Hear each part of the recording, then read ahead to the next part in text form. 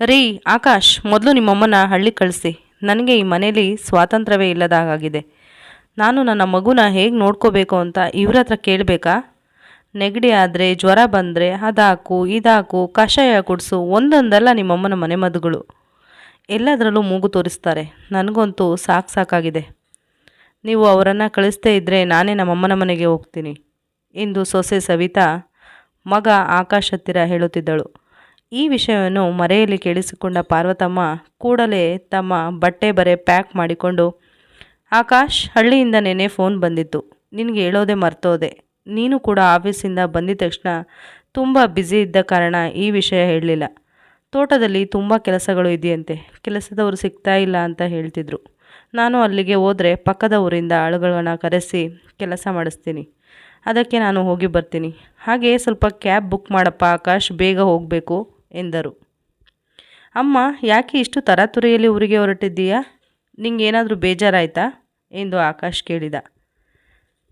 ಆಕಾಶ್ ತಾಯಿಯನ್ನು ತನ್ನ ಕಾರಿನಲ್ಲಿ ಬಸ್ ಸ್ಟ್ಯಾಂಡ್ಗೆ ಹೋಗಿ ಬಿಟ್ಟು ಬಂದ.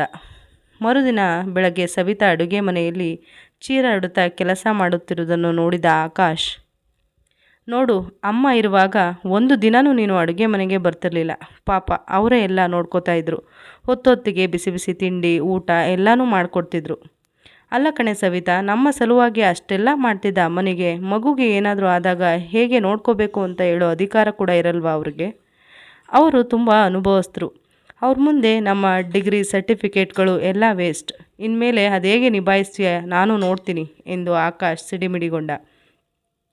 ಮಗುನ ನೋಡ್ಕೊಳ್ಳೋಕೆ ನಮ್ಮಮ್ಮ ಬೇರೆ ಯಾರನ್ನೋ ಕೆಲಸದವ್ರನ್ನ ಕಳಿಸ್ತಿದ್ದಾರೆ.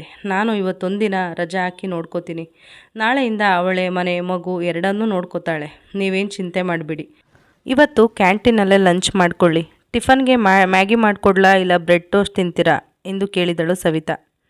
ನನಗೇನು ಬೇಡ, ನಾನು ಹೊರಡ್ತೀನಿ, ಟೈಮ್ ಆಯಿತು ಎಂದು ಆಕಾಶ್ ಆಫೀಸಿಗೆ ಹೊರಟು ಹೋದ. ಸ್ವಲ್ಪ ದಿನಗಳು ಕಳೆದ ನಂತರ ಸವಿತಾ ಗಂಡನ ಬಳಿ, ರೀ, ನಮ್ಮ ಮಗು ಇತ್ತೀಚೆಗೆ ಯಾವಾಗಲೂ ನಿದ್ದೆನೇ ಮಾಡುತ್ತಿರುತ್ತದೆ. ಆಟ ಊಟ ಯಾವುದರ ಕಡೆಯೂ ಕೂಡ ಆಸಕ್ತಿ ಇಲ್ಲ. ನಾಳೆ ಒಂದು ಸಲ ಡಾಕ್ಟರ್ ಹತ್ರ ಹೋಗಿ ಬರೋಣ ಎಂದು ಕೇಳಿದಳು. ನಾಳೆ ನಾನೇ ಡಾಕ್ಟರ್ ಹತ್ರ ಹೋಗಿ ಬರ್ತೀನಿ. ನನಗೆ ಮಧ್ಯಾಹ್ನದ ಮೇಲೆ ಲೀವ್ ಇದೆ ಎಂದು ಆಕಾಶ್ ಹೇಳಿದ. ಸರಿ, ಹಾಗೆ ಮಾಡಿ ಎಂದಳು. ಮರುದಿನ ಡಾಕ್ಟರ್ ಬಳಿ ಹೋಗಿ ಮಗುನ ಚೆಕಪ್ ಮಾಡಿಸಿದಾಗ ಮಗು ಮೊದಲಿಗಿಂತ ತುಂಬ ವೀಕ್ ಆಗಿತ್ತು. ಹಾಗೆ ನಿಶಕ್ತಿಯಿಂದ ಬಳಲುತ್ತಿತ್ತು. ಇದೇಕೆ? ಮೊದಲೆಲ್ಲ ತುಂಬ ಹೆಲ್ದಿ ಹಾಗೂ ಆ್ಯಕ್ಟಿವ್ ಆಗಿದ್ದ ಮಗು ಈಗ ಯಾಕೆ ಈ ರೀತಿ ಆಗಿದೆ ಎಂದು ಡಾಕ್ಟರ್ ಕೇಳಿದರು.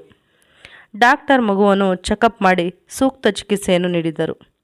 ಆಕಾಶ್ ಇದ್ಯಾವುದನ್ನು ಸವಿತಾಗೆ ತಿಳಿಸದೆ ಒಂದು ಉಪಾಯವನ್ನು ಮಾಡಿದ. 2 ದಿನಗಳಾದ ಮೇಲೆ ಸವಿತಾಳನ್ನು ಕರೆದು ಮನೆಯಲ್ಲಿ ಹಾಕಿದ CC ಕ್ಯಾಮೆರಾ ದೃಶ್ಯಗಳನ್ನು ಅವಳಿಗೆ ತೋರಿಸಿದ. ಒಂದು ಕ್ಷಣ ಸವಿತಾ ದಿಗ್ಭ್ರಮೆಗೊಂಡಳು. ಏಕೆಂದರೆ ಅವಳ ಮನೆಗೆ ಬರುತ್ತಿದ್ದ ಕೆಲಸದವಳು ದಿನವಿಡೀ ಮಗುವಿಗೆ ಮೊಬೈಲ್ ಕೊಟ್ಟು ತಾನು ಮೊಬೈಲ್ ಹಿಡಿದು ಕೂರುತ್ತಿದ್ದಳು.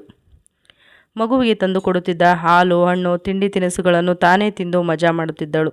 ಸವಿತಾ ಆಕಾಶ್ ದಿನ ಕೆಲಸ ಮುಗಿಸಿ ಮನೆಗೆ ಬಂದಾಗ ಮಗು ತುಂಬ ಗಲಾಟೆ ಮಾಡುತ್ತಿತ್ತು. ಯಾವ ಕೆಲಸ ಮಾಡೋಕ್ಕೆ ಬಿಡುತ್ತಿರಲಿಲ್ಲ.